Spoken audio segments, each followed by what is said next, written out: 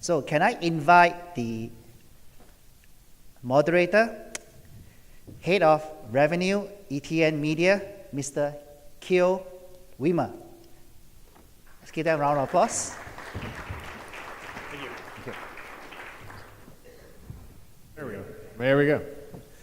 So first thing, before I even get started, you guys have all come from probably different places all around, and it's the end of the second day. I try to get everybody to, energize. Why don't we have everybody stand up? Hopefully indulge me. Okay. And I want you guys all came here to learn more about digital marketing and, the digital world. And I think it's important that you meet digital leaders. Everybody here is a digital leader, trying to do something in their job to progress their company or their brand. I figured, why don't you go around right now and just introduce yourself to somebody you haven't met before over the last 2 days, and just say your name, introduce yourself, just so you get something out of this conference other than just us speaking up here on the floor. So I'll let you guys go walk around. Just say hi to somebody you haven't met. I'm Kyo. How's it going, Matt? Nice to meet you. How are you? Nice to meet you. Nice to meet you. Joe Lemon? Joe Lemon, nice to meet you. Nice to meet you. Mike Lupo. Nice to meet you, Mike. You as well. And so your specialty is? Streaming and online streaming broadcast. And you're with who? Yeah. I got I'm on episode 20 of my sales and marketing podcast. So Nice. Oh, great. yeah, it's been cool to see what everybody's up to. Cool. Well, hopefully we'll be able to give you some more information. Sure, Robert. Cool. Nice Thanks. to meet you, Mike. Nice to meet you too.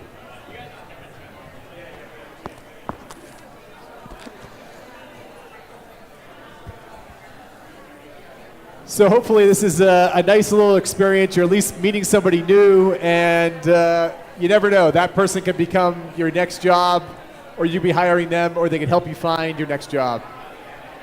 So you got something out of this conference. Now I'm not going to be able to have everybody sit down. Yeah.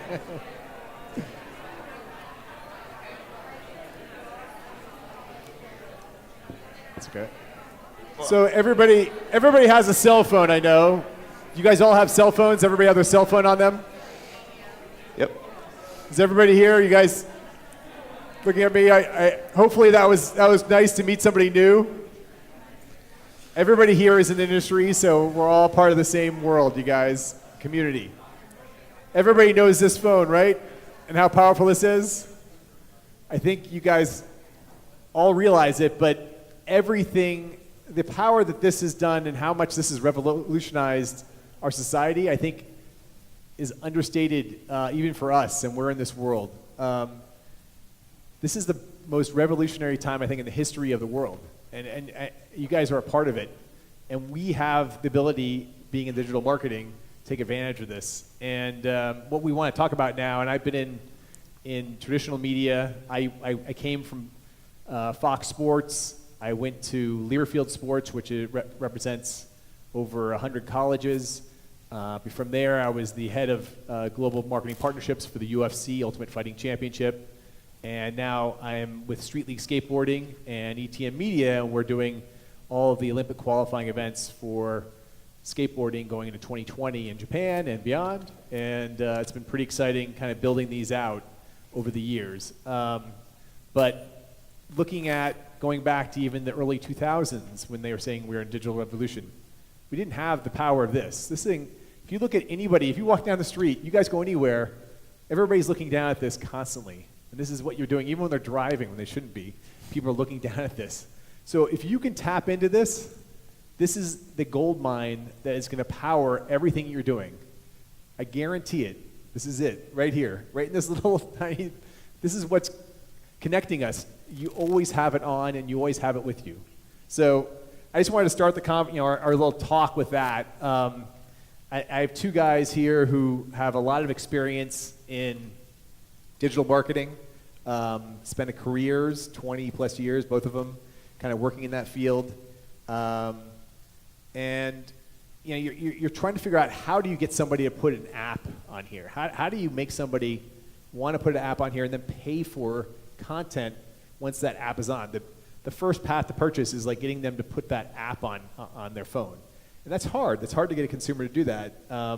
So I was, it's like the path to purchase. Like, I'd love to hear from, Mike and Matthew, like, in that path to purchase, give me an idea of what you think is really important and how, and kind of what people should think about, especially with a lot of the people that are here, maybe they're working with smaller brands or larger brands, or they're working with local companies. What would they, what would your advice? Sure. So, I mean, I think your path to purchase, you have to understand your audience first and foremost.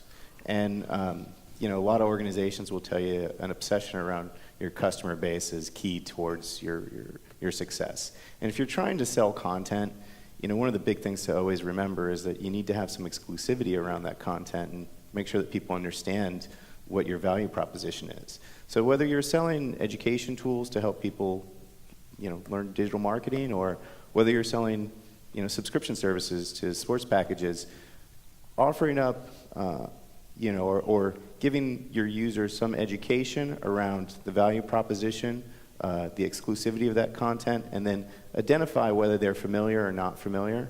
It's going to be one of your key drivers around how you shape your marketing campaigns. There's a variety of different types of content that people are trying to sell these days, and when it comes to like something like Game of Thrones or Silicon Valley or any of these shows that are on HBO, most of the time you're coming with a lot of warm references. People are familiar with that content. So to convert somebody for an HBO Now subscription, you might want to tackle that marketing in a way that really refreshes their memory of the show that they had seen in the past. If it's something new, Mike, you actually worked on the Game of Thrones stuff. You actually put together HBO Now's app and launched that for them, right? Yep. So we'd worked on HBO Now, and Game of Thrones is probably the most illustrious piece of content right now in the industry. But rebooting that and looking at that as an opportunity to take all these warm leads that had already churned because the season had ended, and really refresh them on why that was important to them. It's a reboot that has to happen every part of the season. But to look at how HBO Now or HBO in general does their marketing campaign, and just try and emulate that, it's probably not a clear path to success, because you have to really analyze what it is you're selling and how it is that you're going to communicate that value proposition to your user. So you look at a company like CBS, who recently launched a new Star Trek series, and in order to kind of give people familiarity, they give away the first season, and the first episode, and somewhere in there's a bit of calculus on how much you're going to give away to sample that sample that content to the user, and how successful that can then be as your conversion tool.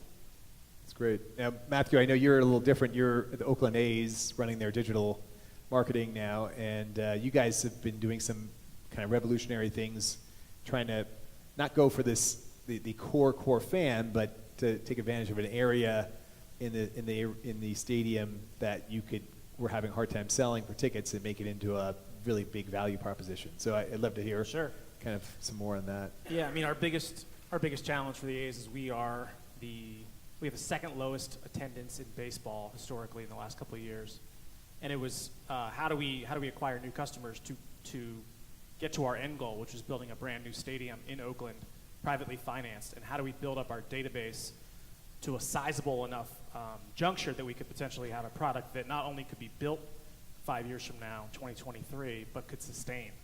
And part of that was how do we get folks in the building and incubate great ideas and get consumers ready for that kind of purchase 5 years from now. And one of the great ideas that our management and leadership team came up with was to take a large section of kind of unused property out in left field. If you know baseball, there's the seats closest to the stadium, closest to home plate are at their highest value. The areas in dead center are the least valuable. So what they did is they ripped out 700 seats of paid inventory, created a multi-platform party deck, and then kind of poured some money into it to give a facelift. What was more notable, though, was the product itself. So they created a subscription-based product that allowed you monthly access to the space as much as you wanted when there was a home game for $19 a month, sorry, $29 a month, or a $150 annual pass for the same thing. So you come and go as you please. Free ticket for any game you Free want ticket, it conveyed on your phone. All of it was digital. There is no printout. And it allowed us to grab a ton of data about the consumer, offer them trial into this space, and hopefully Bring in a incubate new- them and develop them to the And bring point in a that- whole new fan set Yeah, that you didn't have before. because we have to be in a position 5 years from now that we have twice as many fans in the building.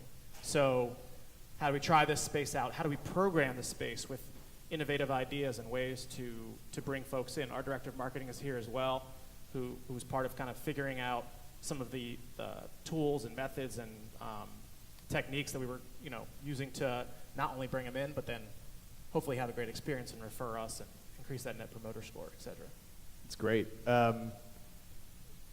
What do there's a value proposition that you guys both mentioned. The HBO, Game of Thrones. When there's an off season, how do you keep that value proposition? And same thing probably with you in the off season. How do you keep that value proposition going? If somebody in the audience is working on a different brand, maybe something that's more generic or not like big HBO or Oakland A's, they're trying to create value propositions. How do you guys come up and think about the value proposition that that you're bringing? What content should they put on there? And is there a danger of bringing too much content? I guess. My biggest thing for me, we were talking about it outside, was just the experience of baseball and the access that goes with that. There's, you can buy a ticket. All of us can go buy a ticket. It's certainly accessible. The access points on the field, or a chance to visit the locker room, or even shoulder programming around some of the existing content that's already being produced. I'm already going to be down on the field shooting video, but perhaps I can get a player to do a little vignette with me on Facebook, or I can grab somebody and create 10 seconds of preview content with a broadcaster for that night's game. It's not just obviously the core value of the live 3-hour game itself. It's the subsequent content around it. And in the off season, it's just staying front of mind. We're obviously all hit it with so many messages, but specifically in sports, specifically in the Bay Area, we're competing against football, 2 football teams, a basketball team that wins championships. Like we have a lot to overcome. So just trying to increase the velocity of content that's coming out and trying to engage fans on that emotional level that was discussed yesterday as well. It's just how do we kind of get ourselves in there and create discussion where hopefully there's something happening. Sure. Yeah, I mean, I think, again, you got to look at the type of content that you have and then understand, do you have a high season or do you have a low season? Where does it fit in there? And, what is your audience's interest in your product?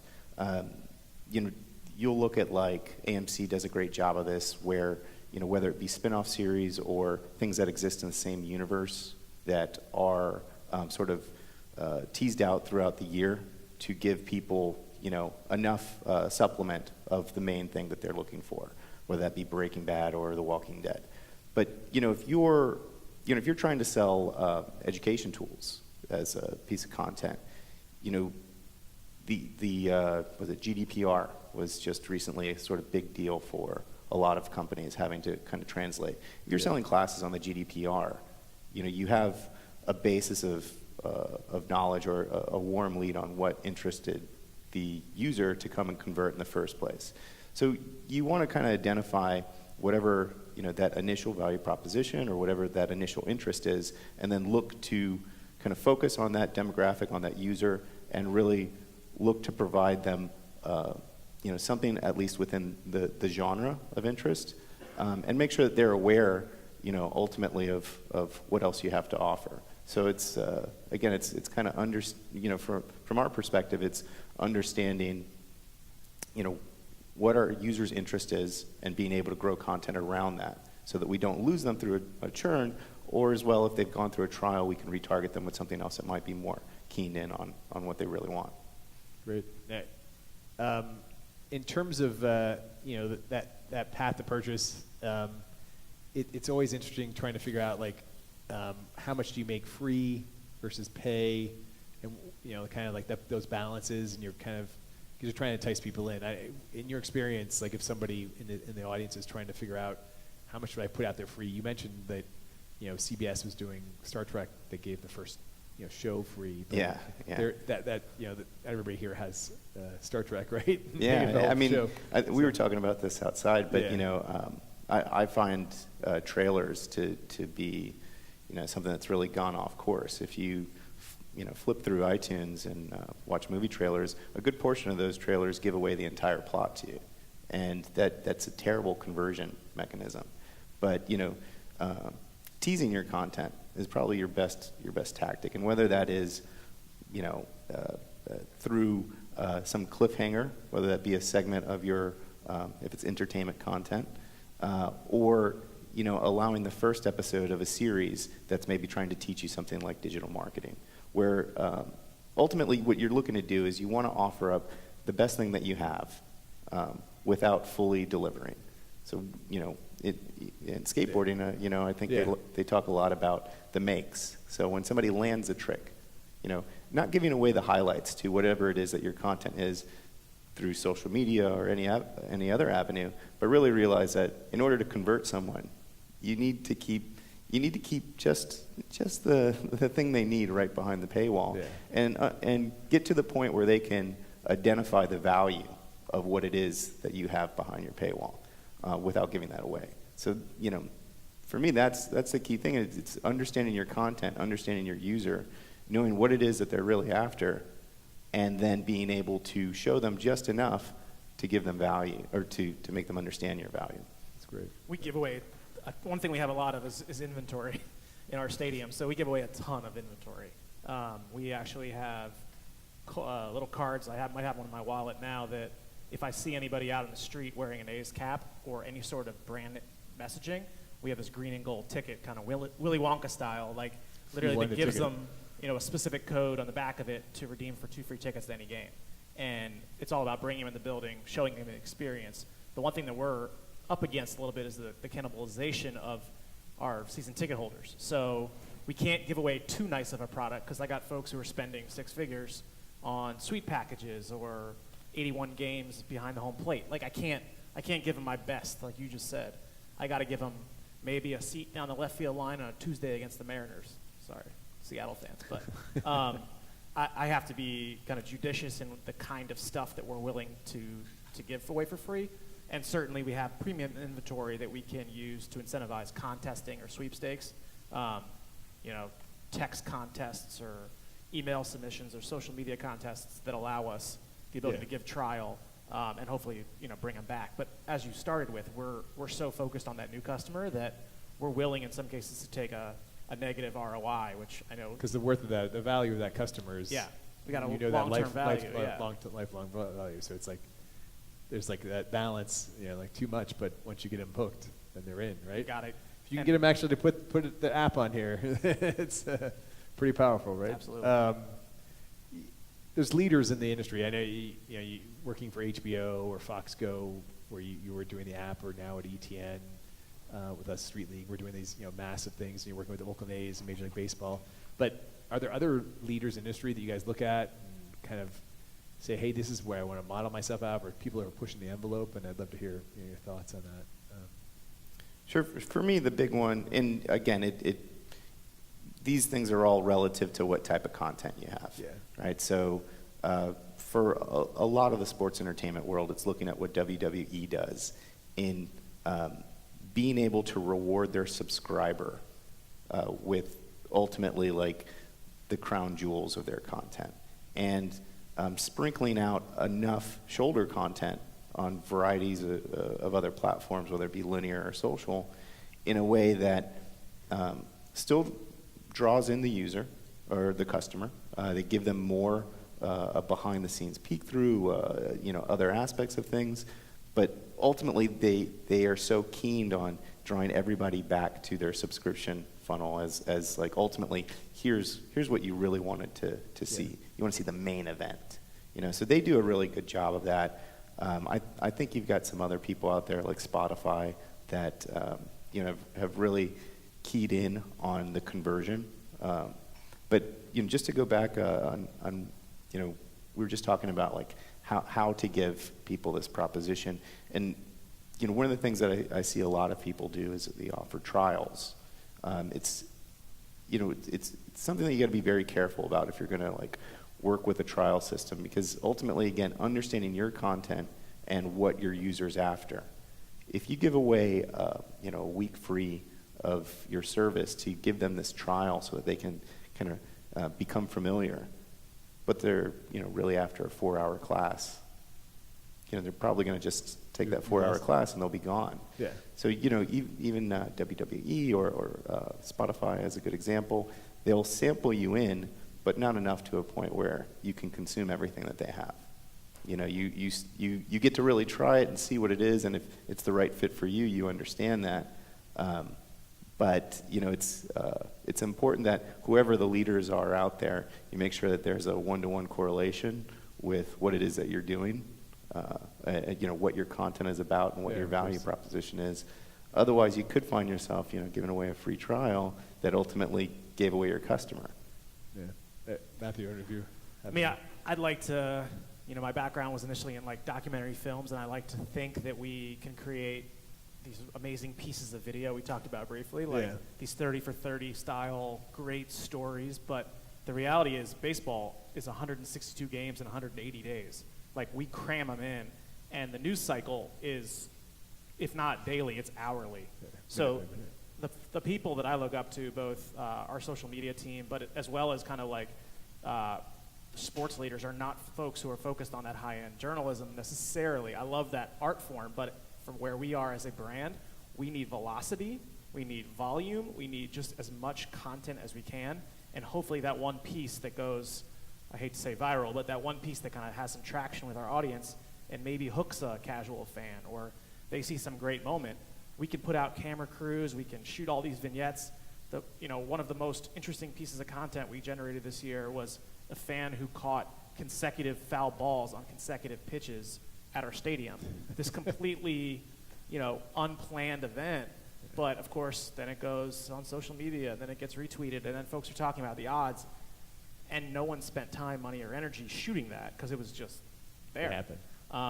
So I think the NBA is a great example of someone who just, it's all about content and volume and not trying to be perfect. I think one of the speakers earlier mentioned that as well, just not being focused on, You can't is the lighting right? You know, like, you just got to go. You have a cell phone, you can film, right? There you go. It's like, get out there and do it. Yep. Even if you're in a smaller brand, like, get out there and just start creating content and posting it and getting it out there, and then start bringing those people in and curating them and tracking them and figuring out who your customer base is. Yeah, it's great. In terms of, you know, taking to the next level, I guess, like in the future, I mean, there's net neutrality coming up. They've rolled back. I know we talked about it briefly outside, but I don't know, is this going to affect content delivery, and what's your opinions on that?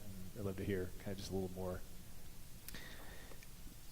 I don't think so. Not for like small providers. I mean, this is, you know, Time Warner, HBO, Disney. There's probably, the way I see it is that there's probably going to be more unfair advantage to a lot of these big providers if, AT&T owns HBO or vice versa. You know, Netflix is going to have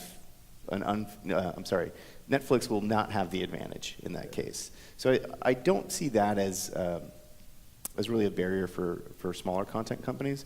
But what I do see as a next level and something to be aware of is that, you know, Amazon last year released a subscription store where you could a la carte select your subscriptions, and through their vehicle, through their product, you have a collection of their subscriptions, you know, these different pieces of content, similar to the old cable TV model.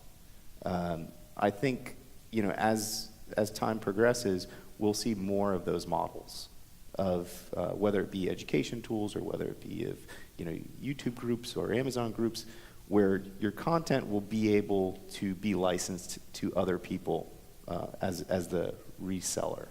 And, you know, those are the opportunities for smaller content companies to probably catch some tailwind and be able to, you know, get somebody else that can really, you know, exploit the product and really market it correctly. You think about, it was interesting, like you think about like the connected TVs now and how much those are interacting, and you're trying to figure out like these apps are now on the TV, right? I mean, if anybody here has, any of the Apple TV or even a smart TV now, you have those on there, or, Yeah, that's a great example, actually. Yeah. Because if you look at Apple, if you have an Apple TV, there's an app called TV Now, and that's basically a stream of all the other content apps, reporting back to an API that allows that content to get aggregated. In there, that discovery of being just one of those pieces of content that might have a familiar theme, it's a great opportunity. So, one bit of advice I would give to any content company is that make sure that you're very aware of those partnerships and those opportunities out there, whether it be Google Play, iTunes, Amazon. Those guys are trying to create their proposition, and they're stood up by your content. So, be very vigilant with that. it's good. It's good. I don't know if you ever. Our biggest challenge is from baseball, and I think everyone who watches baseball would probably say the same thing. Our biggest challenge is the speed of the game and the age of the demographic against it. Behind golf, we're right there. So how do we not only access the consumers that are in the demographics that we want, but how do we find the channels and the distribution platforms that they're using? And everything from some of those OTT platforms that you mentioned, the apps and the streams, but also, are there non-conventional places that they are? Are there ways to tap into what's happening on Twitch, or are there ways to see what's happening in kind of the e-gaming space as a whole? So we're spending some time looking at that. It's like we just simply, as an organization and as a sport, can't simply sit back and just wait for the consumers to find our apps and go download them. It's how do we put it in front of them so that there's not, so it's ingrained, or there's not much of a choice from the consumer perspective to even download that Major League Baseball app. I'm not sure how many everyone's familiar, but obviously I don't control my streaming rights the same way but another organization might. We're beholden to a larger contract with Major League Baseball and BAM, which was referenced earlier. They control all of our streaming properties, so I have to figure out ways to get the BAM property in front of people, not just my own brand, which is a complex situation. Interesting. It's really an interesting world right now for people, and you're trying to navigate this and figure out. I guess on the final question, I'd love to get your guys' thoughts, is like, if you're a brand and you're trying to figure out, do I go create my own content, or do I partner with somebody like, the Street League Skateboarding, or with, Major League Baseball and the Oakland A's, or with another, HBO, and utilize their audience? Is there an advantage on those sides, and what do you see as the advantages of using them, because they're already having that platform and having those audiences, rather than you going and make it yourself, I guess. So I don't know if you have any thoughts on that. I know I'm throwing this out there. This is kind of the last question. No, it's it's case by case. If there's someone that if a partnership can really increase the amount of exposure that your product gets, I'll give you an example. I was at a company called Quello, and Quello was a very fledgling concerts and music documentary video on demand service. We charged subscription, and we had no viewership, but we would continually go to WWDC and go to Google I/O, talk to all of their business development folks. And at the time, this is about 4 or 5 years ago, there were a lot of changes that were happening with application space.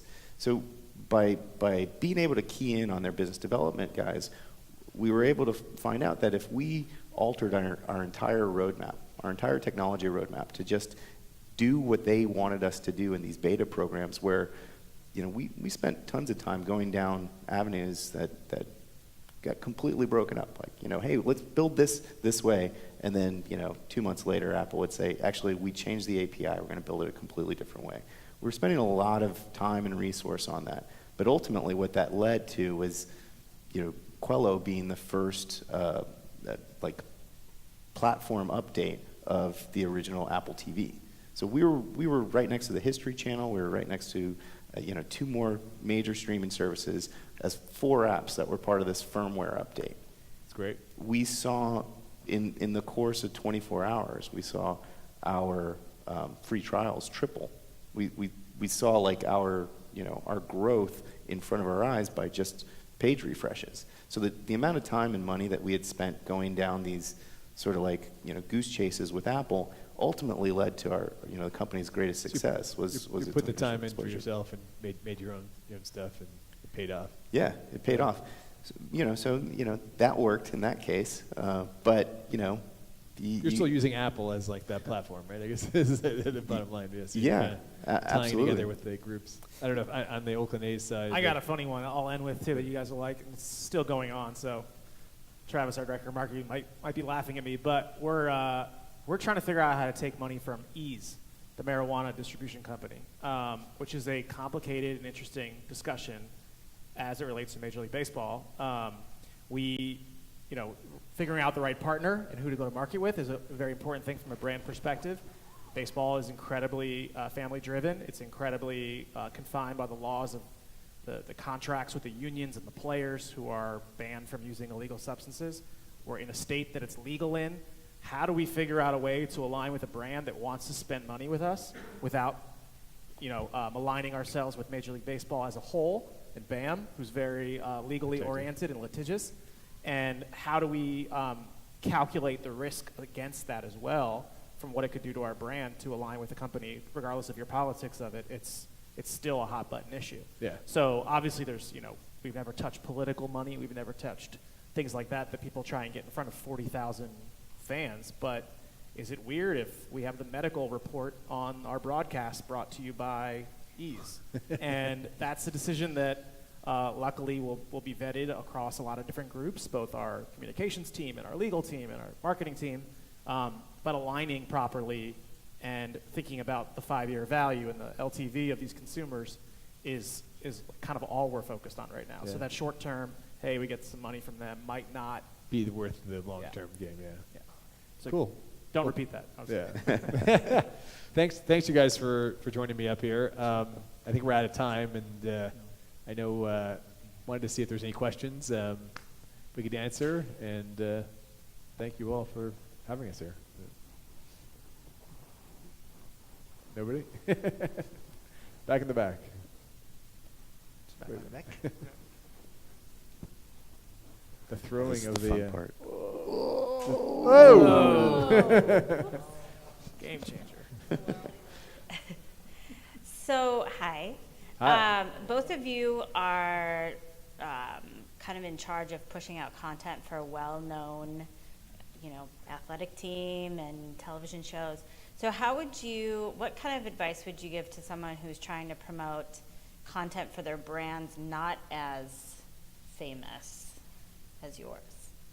I can grab this one I came from, before this I was doing lead gen and kind of got exposed to trying to create that dialogue. Even with the A's, even though it is a large brand, it's a challenger brand. And we do need to compete both for eyeballs, but also with our opponent across the bay and the Giants. So for us, it's discussion. It's trying to create engagement in any way, shape, or form, pushing that envelope. I kind of hope I get phone calls from management or even Facebook or whoever, where they're questioning some of the things we're doing, because I want that engagement. I'll even go after our opponents in our market.